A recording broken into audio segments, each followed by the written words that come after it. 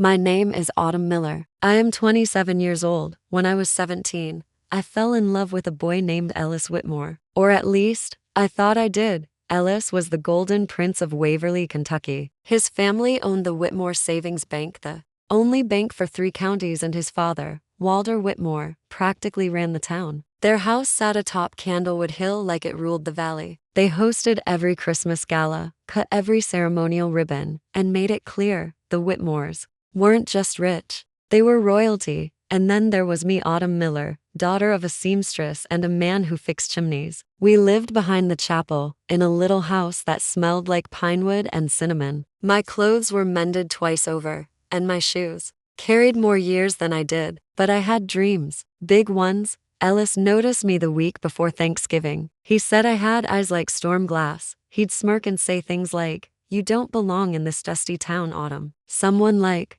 "You deserve snow-covered mansions and silk dresses." I laughed. I blushed. I believed him.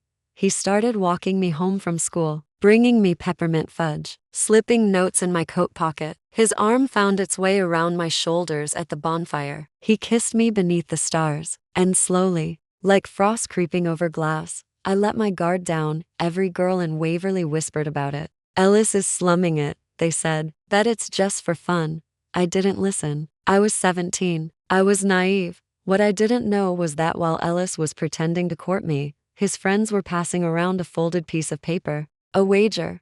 $20 says he breaks the poor girl's heart before Christmas. The signatures were there. Names I knew, laughed with, trusted. Ellis had signed last. I found the paper in the back of his coat pocket, the week before Christmas Eve. We were supposed to go skating. I waited 2 hours by the frozen pond, my cheeks stung with wind and hope. When he finally showed up, I didn't say a word. I simply handed him the wager. He stared, blanched, said, "It was a joke. A dumb, stupid joke, Autumn." I didn't let him finish. I walked away, not with tears, not with screams, with silence. That night, I stood outside the Whitmore mansion and watched their Christmas tree glow through the window. Inside, I saw Ellis dancing with a girl in velvet, laughing.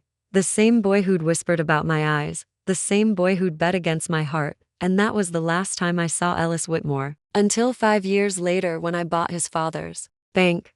The 5 years that followed that cruel winter weren't kind, but they were mine. I left Waverly the morning after Christmas. No farewell letters, no tearful goodbyes, just a suitcase with a broken latch, $37 from Mama's savings, and a head full of fury wrapped in silence. I took the 6:15 train north to Millstone City, where I found work at a watchmaker's shop. Mr. Bellamy, the owner, was nearly blind, but he could fix any timepiece just by sound. I swept floors, cleaned gears, wound springs, and listened to him talk about the ticking truth of people. The rich can buy time, he used to say, but they can't rewind it. I never told him about Ellis, but sometimes, late at night, he'd catch me staring at the ticking clocks and say, "You've been hurt, Miss Miller. I see it in the way you hold your breath when no one's looking. But don't let someone else's lie shape your future." Those words stitched themselves into me. I saved every penny, learned numbers faster than I could speak them, and enrolled at the community accounting school. I studied in the back room while ticking clocks kept me company. By 21, I earned a clerk job at Everglade Holdings, a quiet firm with old ledgers and older secrets. I never spoke much, just filed numbers and paid attention. Most thought I was just a shy country girl with ink-stained fingers. They had no idea I memorized every balance sheet I touched. When the head accountant suddenly retired, I stepped in temporarily. 6 months later, I wasn't temporary anymore. I was indispensable. At T23, I presented a proposal to the board, an investment division focused on failed rural banks and neglected agricultural businesses. Most of the suits blinked at me like I'd grown a second head, all except one. Lucille Langston, the firm's only female partner. She took a chance on me, backed my idea, mentored me like a storm teaches the trees to stand tall. Over the next 2 years, we quietly bought equity in 6 small banks across the southern counties. When Whitmore Savings reported a second annual loss and defaulted on a rural expansion loan, my division stepped in, under a different name, of course, Albatross Acquisitions. They never saw me coming. I sat in meetings with Ellis's father, Walter Whitmore, and a group of aging board members, none of whom recognized me. I wore my hair up, my dresses sharp, and my voice steady. Walter called me Miss Dawson by mistake once. I didn't correct him. We negotiated for 3 weeks. He thought he was cutting a deal with a young firm that would salvage his family's name.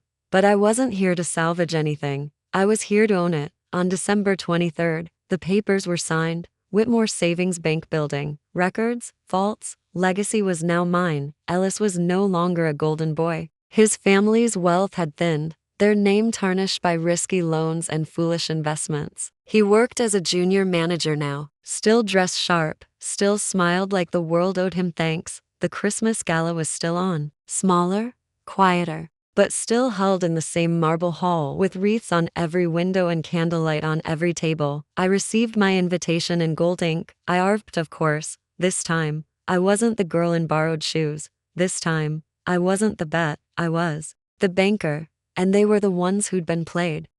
The Whitmore Christmas Gala hadn't changed much in 5 years. Same velvet curtains draped across high windows. Same string quartet nestled under the grand staircase. Same trays of champagne passed by waiters with white gloves. It was meant to feel magical, like money could cast its own kind of spell. But this year, the magic belonged to me. I arrived in a forest green satin gown, tailored to perfection. The neckline rested with quiet confidence, and a single diamond brooch won. I bought myself caught the flickering lights just right. I wore my hair swept back in a low chignon. No borrowed shoes, no fear in my chest, just stillness. A hush fell over the room as I walked in. Not because they knew who I was, most still didn't, but because power doesn't need an introduction. It enters a room, and everyone senses it. Ellis stood by the fireplace, laughing with 2 bankers I recognized from the negotiation meetings. When he saw me, the blood drained from his face, but he masked it with a smirk. "Autumn," he said, stepping forward like we were old friends at a reunion. "You look, wow."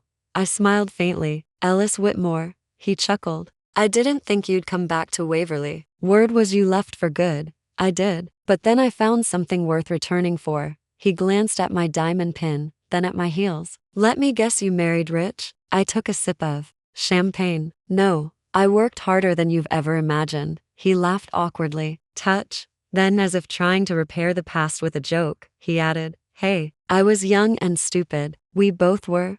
I tilted my head. "No, Ellis. I was young. You were cruel." Before he could respond, a hush fell again, this time for the announcement. Walter Whitmore stood at the podium, red-faced and smiling. "Ladies and gentlemen," he said, voice booming, "we are proud to welcome our new partners tonight, those who've graciously stepped in to invest in our legacy." He gestured toward my table. A spotlight hit me. Whispers rippled. Ellis's smile crumbled. I stood slowly and walked toward the podium, heels clicking like war drums on the marble floor. Walter turned to me, confused. "Miss," I extended my hand. "Autumn Miller, Chief Executive of Albatross Acquisitions." Gasps erupted. Ellis's face turned ashen. I leaned into the microphone. "Tonight marks a new beginning for this institution. As of this afternoon, Whitmore Savings Bank has transferred full ownership to my firm." A pause, and since transparency is the cornerstone of good business, I'd like to share a piece of history. 5 years ago, your heir, I nodded toward Ellis, made a bet that he could make me fall in love and leave me by Christmas. He won the bet and lost his bank. The room fell into stunned silence. I turned to Ellis. He opened his mouth, but no words came. "I forgave you long ago," I whispered, so only he could hear. "But that doesn't mean I forgot." Then I took the mic again. "In honor of that lesson, I'm renaming our premier investment program." The screen behind me lit up. "Heartbreaker Holdings, for when they think you can't." Thunderous applause from some, shock from others. But I walked off the stage without looking back, because revenge isn't loud. It's quiet, precise, and finished with a smile. After the announcement, the gala shifted. Conversations grew hushed. Clusters of donors and board members tried to make sense of what had just happened. Walter Whitmore stood frozen behind the podium, his smile long gone. Ellis, he had disappeared entirely. I didn't linger in the crowd. I returned to the corner table where I'd been seated alone. Deliberately. I never needed a date. I needed closure. A few brave attendees approached to congratulate me, some with genuine awe, others with carefully concealed curiosity. "You really bought the bank?" one whispered like a ghost story. I nodded politely. "Yes, I really did." A man in a silver suit leaned down and asked, Are you going to run it yourself? No, I replied coolly. I'm going to restructure it so it never turns people into numbers again.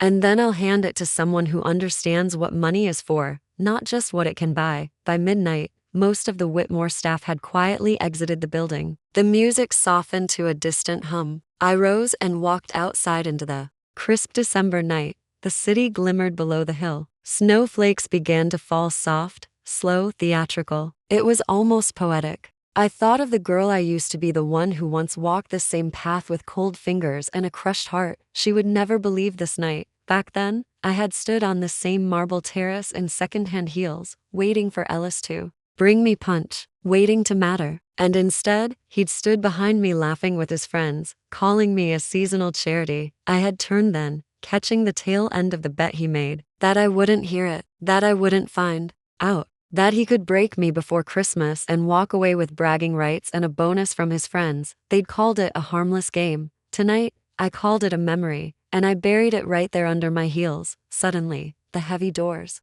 behind me opened. Ellis walked out, no longer smug, no longer confident, just a man who realized he had lost the only thing that could have redeemed him, a second chance. Autumn, he called softly. I didn't turn. He stepped closer. Please, let me just talk 1 minute. I turned then, not because I owed him anything, but because I had waited years for this exact moment. He looked older now, not in age, but in soul. His eyes didn't sparkle like they used to. There was weight behind them, and regret. I didn't know how stupid I was, he said. Back then, I thought I was the center of the universe, but that night I never forgot it. Or you did forget, I said. You forgot that people remember pain longer than pity, he sighed. You've changed. I raised an eyebrow. No, Ellis, I've just unfolded. He chuckled, a hollow sound. You're incredible now. I stepped forward, calm and unshaken. I always was. You just didn't see it. He reached out his hand, maybe to shake mine, maybe to hold it. I didn't care. I didn't take it. Instead, I handed him a small red envelope. He opened it. Inside was a single printed card. One word: declined. He looked up, confused. I smiled softly. Your father submitted a late offer to buy back 20% of the bank tonight. I declined it. He stared at the card like it burned. Why? Why are you doing this? I tilted my head. Ellis, this isn't revenge. This is legacy control. Then I turned and walked away. That was the last time I saw him. By the time I reached the car, snow coated the windshield like sugar dust. I slid into the back seat and whispered, home. My driver nodded. As we pulled away from the gala, I didn't look back. I didn't have to. The past was no longer in the rearview. I was the future now. The ride back to my penthouse was silent, save for the gentle sound of snow tapping the car's windows. But inside my mind, the echoes were loud. Memories don't fade just because you rewrite your ending. They linger, like fog on a winter road, soft,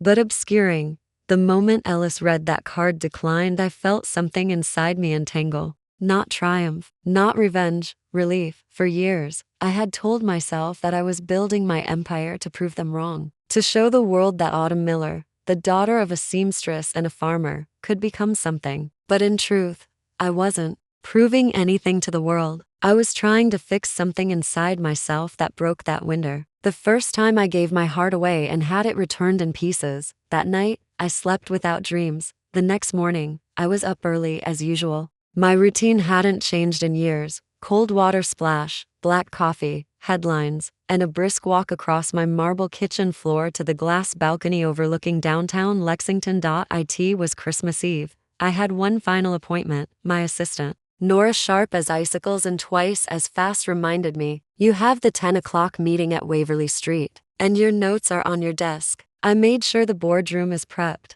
Thank you, Nora, I said. And Merry Christmas. She blinked. You're actually in a festive mood? I gave her a crooked smile. Let's say I'm in a finished mood. At a.m. sharp, I walked into the building on Waverly Street, once the headquarters of Whitmore Banking and Trust, now rebranded to Everwin Foundation, named in honor of my mother's maiden name. The boardroom windows let in golden light, falling across faces. I had hand-picked women and men who knew hardship, who believed in rebuilding, who had no interest in cutting Christmas bonuses for profit margins. Let's begin, I said, placing my folder on the table. This year, our grant Priority is small towns, especially those with shuttered businesses and families in debt. One man asked, "What about Whitmore's remaining assets overseas?" "We liquidate them. All of it goes into the restoration fund. No legacies left unearned." There were nods around the room. Before the meeting ended, Nora tapped my shoulder and handed me a visitor card. "He's here," she whispered. Of course, he was, Ellis. I didn't rise right away. I let him sit in the waiting area for 12 full minutes. A small reminder, patience is a currency too. When I finally stepped into the lounge, he stood the moment he saw me. "Autumn." I didn't offer my hand. "Ellis." He looked nervous. No suit jacket, hair damp from the snow. "I didn't come for another apology," he said quickly. "I came to say thank you." I blinked. "That's new." He smiled faintly. "You made me realize the legacy I inherited wasn't built on honor. And what you did at the gala, with the bank, you didn't destroy us. You revealed us." I didn't know what to say. It wasn't the Ellis I remembered. "I've taken a job," he added, "at a rural school, teaching finance. Real finance, not stock games." "That's good," I said softly. He hesitated. "Would you ever consider talking? Not as enemies, just as who we are now." I looked out the window for a moment. The snow was falling again. "I'm not sure who we are now, Ellis, but I hope whoever you become." He never makes bets with people's hearts again. He nodded. "He won't." And with that, he left. No pleas, no grand speeches, just closure. Later that night, I walked alone to the tree at the center of Lexington Square, lit with ribbons and stories. I left a single ornament beneath it. It was glass. Inside, etched in silver, were the words, "Heartbreak doesn't break you, it builds you." I turned, my coat catching the wind like wings. Christmas wasn't about gifts or forgiveness. It was about becoming. And I had finally become myself. I spent Christmas morning exactly how I had always dreamed but never dared to believe I could alone. In peace and in control of my own story. There were no carolers outside my penthouse window, no glittering ornaments piled under a massive tree, no laughter echoing from a family too proud to have included me. Just the gentle crackle of a fireplace, a mug of cinnamon tea, and the latest report on the Everwin Foundation's first wave of donations. The foundation, named after my mother, Win Miller, who had stitched clothes for half the town and never asked for thanks, had already distributed emergency funds to 3 orphanages, 2 flood-damaged towns, and 1 rural medical clinic. We were rebuilding the forgotten corners of America brick by brick, family by family, but my story wasn't quite finished yet. You see, I hadn't just bought Whitmore Bank, I had also acquired its real estate portfolio, every last acre of it. That included the Grand Whitmore family estate, a sprawling Georgian revival home that stood at the highest point in Lexington, once the crown jewel of holiday parties and power dinners. That same home had hosted the cruel Christmas bet all those years ago. I had avoided it until now, but today, I would walk its halls, not as a guest, not as a joke. As the owner. At noon I arrived. The mansion sat behind iron gates that were no longer gold-trimmed or guarded. I unlocked them with a single brass key and stepped inside. The air inside was still. A fine dust coated the banisters and chandeliers. Without caretakers, the estate had aged. There were no lights strung from its balconies this year, no gloved butlers offering cider at the door. Just silence and cold tile. I walked through the ballroom where the infamous Christmas gala had once been held, the same floor where Ellis' friends had laughed at me while I clutched my plastic cup, unaware they were passing around the details of his bet. The echoes were ghosts now. I stood at the fireplace and lit it with one match. Then slowly, I pulled out a manila envelope from my coat. Inside were the plans. The house would be torn down next month. In its place, I had commissioned something new. The Win Miller School for Girls. A place for bright, fierce, overlooked girls like me, where they would be taught by professors who cared more about minds than surnames. Where scholarships weren't used as decoration, but as declarations. That Christmas, I sent out a single press release. The Whitmore estate will become a school dedicated to equity, empowerment, and opportunity. We believe true legacy isn't what you inherit, it's what you leave behind.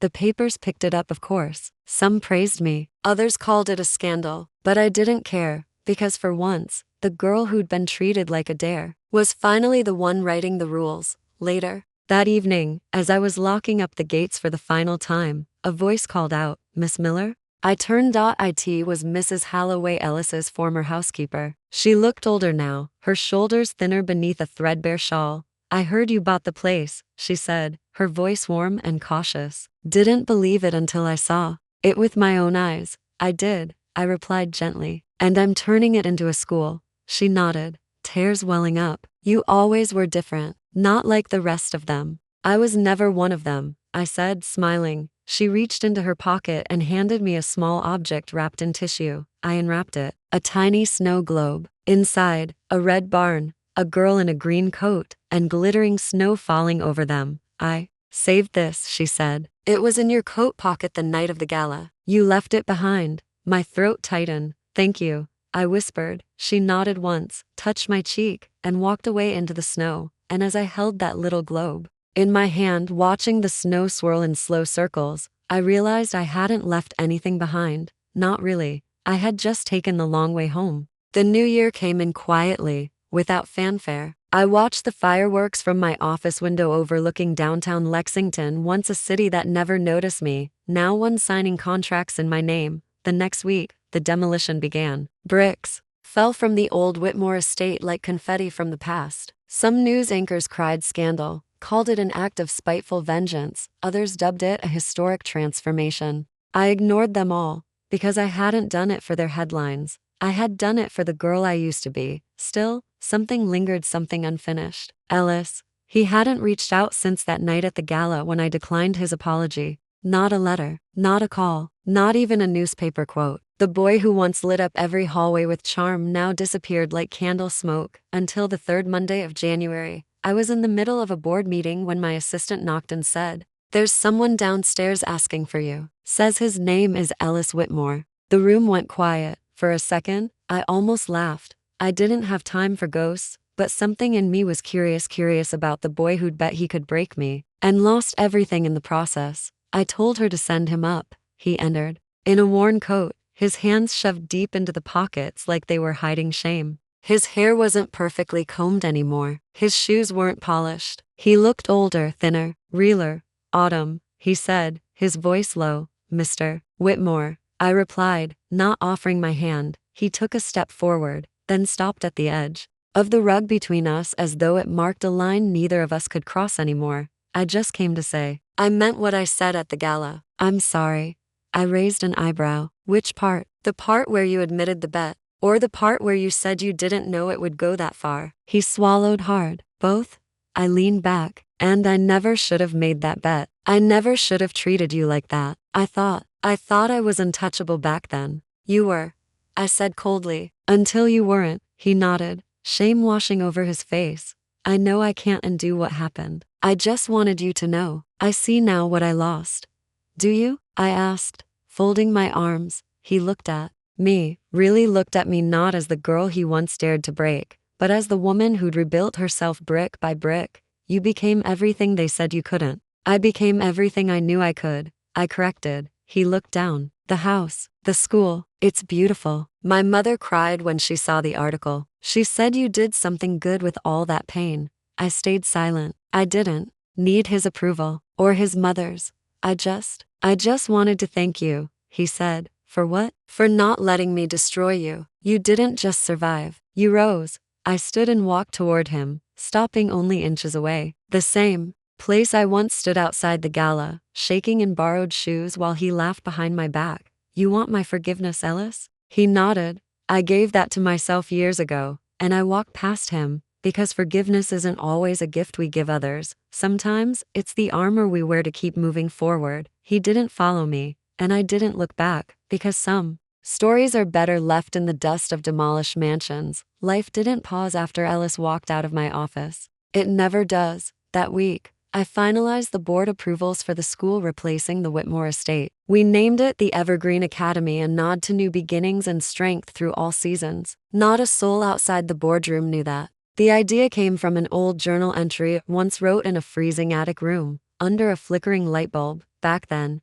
I dreamed of becoming someone worth remembering. Now, I wanted to help build many someones. The academy wasn't just a school. It was my statement. We offered full scholarships to children from low-income families, former foster youth, and those labeled unpromising, our staff included. educators who had been overlooked by elite schools. The halls were painted with bright greens, whites, and golds. No more gray. Each classroom bore a name not of a donor, but of someone who had risen from rejection. Writers, scientists, farmers, single mothers, blacksmiths, seamstresses. A place to remind every child who entered, your story doesn't end in someone else's mouth. The official launch was set for the following Christmas, 5 years to the day since Ellis Whitmore's bet. In the meantime, I was busy building. I expanded my firm's mentoring wing, launching the Autumn Rise program. Hundreds of young girls applied from towns I had never heard of, places where dreams were luxuries. I read their letters by candlelight,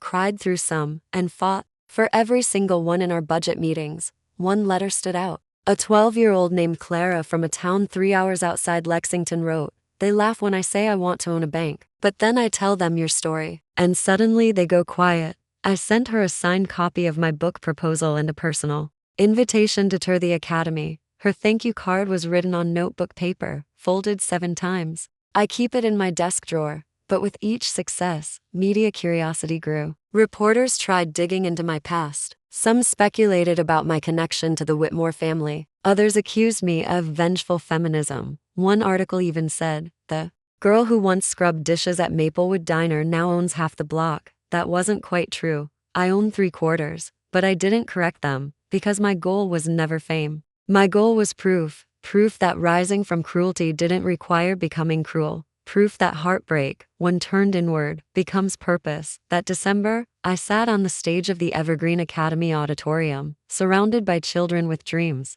too big for their zip codes. We lit the first Christmas tree in the school's main hall, gold, silver, and evergreen ornaments hand-painted by the students. A young girl tugged at my sleeve and asked, "Miss Autumn, is it true you used to cry on Christmas?" I smiled, kneeling beside her. "Yes, but not anymore." She looked thoughtful. "Why?"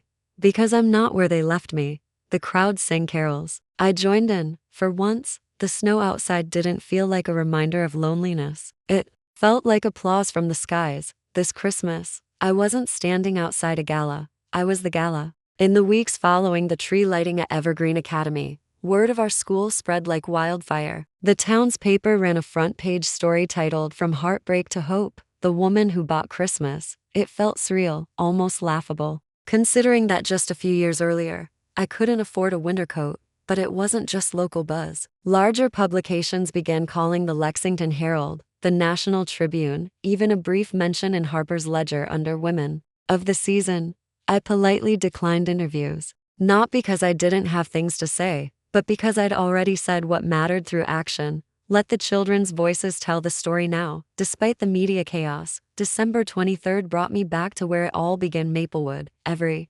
Christmas Eve, the town held a small caroling night on Main Street. It wasn't fancy hot cocoa in paper cups, string lights swaying in the breeze, the same aging speaker crackling old Nat King Cole. I hadn't returned since I was 17, but this year, I came back, not to show off, not to gloat, just to be. I wore a long cream coat, a forest green scarf, and no entourage. I slipped into the crowd and noticed, just another woman singing "O Holy Night" with half-frozen lips. A few faces turned with confused curiosity, but no one said anything. I liked it that way, until a voice behind me said softly, "I knew you'd become someone." I turned. It was Mrs. Marla, the librarian who used to let me stay late after school so I could finish reading in the warm. Her hair was whiter now, her glasses thicker, but her warmth hadn't aged a day. "I never forgot your name," she said, hugging me. "Still have your thank you card. You spelled grateful wrong, but your heart was in it."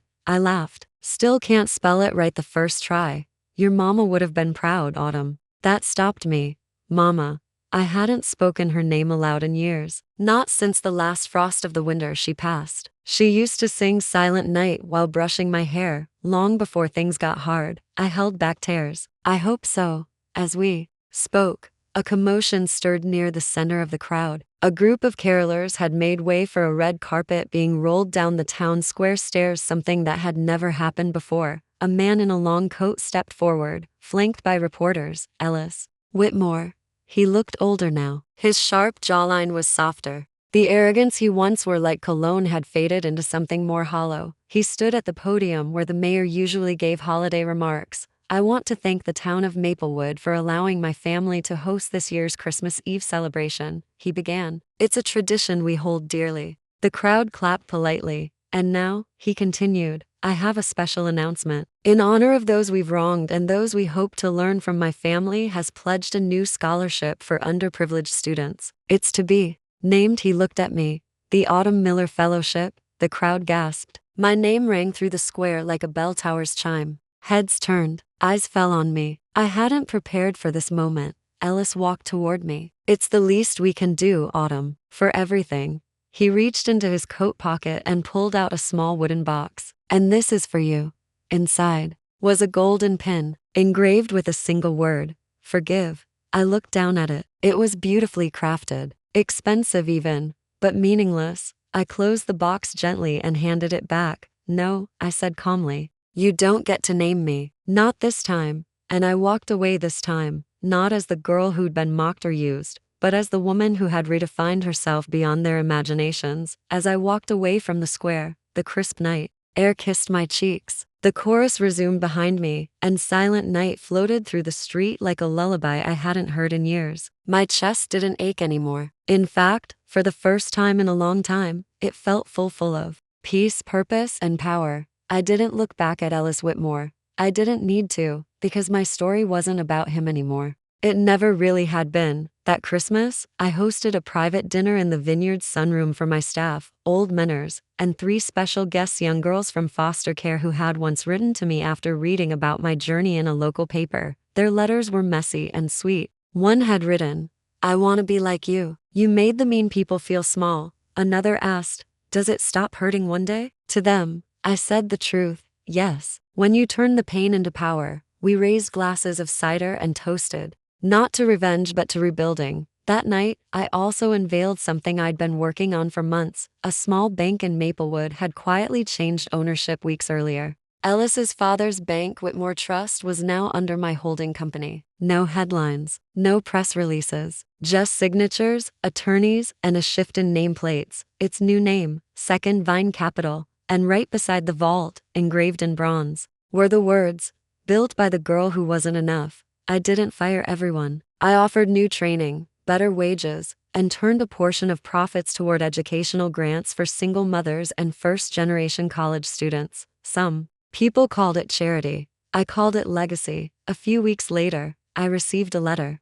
No return address, but the handwriting was familiar. I was wrong about everything. "I know you don't need apologies anymore, but if there's ever room for forgiveness, I'll be the one waiting in the back row." I folded it neatly and placed it in a drawer. Forgiveness, I had learned, is a gift you give yourself first. I didn't need to respond. Life already had. Years passed. People came and went. The vineyard thrived. So did I. My name wasn't just whispered anymore. It was signed in ink, on deeds, on scholarships, on hope. And every December, I made it a point to visit the gala. Not to wear diamonds or make speeches, just to walk quietly among the guests. Slip a check into the donation box, and remind the world that sometimes the girl who was once the joke becomes the one writing the ending. They made a bet to break my heart by Christmas. Instead, I built an empire and left their legacy in the snow. Reflection questions. Do you think Autumn should have accepted Ellis's apology? Why or why not? What does this story teach us about the long game of success? Was Autumn's revenge about power or healing? Subscribe to more revenge stories. Share, like, comment.